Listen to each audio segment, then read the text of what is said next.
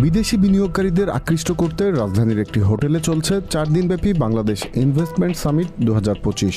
সম্মেলনে অংশ নিয়েছে বিশ্বের বিভিন্ন দেশের বিনিয়োগকারীরা। ইতিমধ্যে $300 মিলিয়ন বেশি বিনিয়োগের চুক্তি সম্পন্ন হয়েছে। এছাড়া বিলিয়ন ডলারের বিনিয়োগ চুক্তির বিষয়ে চলছে আলোচনা।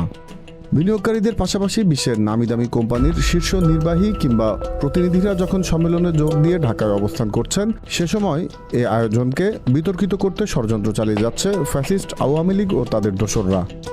সামাজিক যোগাযোগ মাধ্যমে তারা সম্মেলনকে কটাক্ষ করে বলছে, 2008 সালে নিউ ইয়র্কে বিদেশি বিনিয়োগ আনার নাটক হয়েছিল। সাদা চামড়ার অভাবে তড়িঘড়ি করে 25-30 জন রেস্টুরেন্ট কর্মী আর ট্যাক্সি চালক ভাড়া করে স্যুট টাই পরিয়ে ছবি তোলা হয়েছিল। 2025-এ আবার সেই পুরনো কাহিনী ফিরে এসেছে।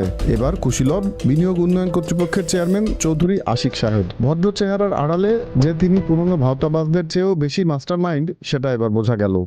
মূলত অন্তর্বর্তী সরকারের সাফল্যে ঈর্ষান্বিত হয়ে পলাতক ফ্যাসিস্টরা এসব অপপ্রচার করছে। তাদের উদ্দেশ্য এই আয়োজনকে ব্যর্থ প্রমাণ করা।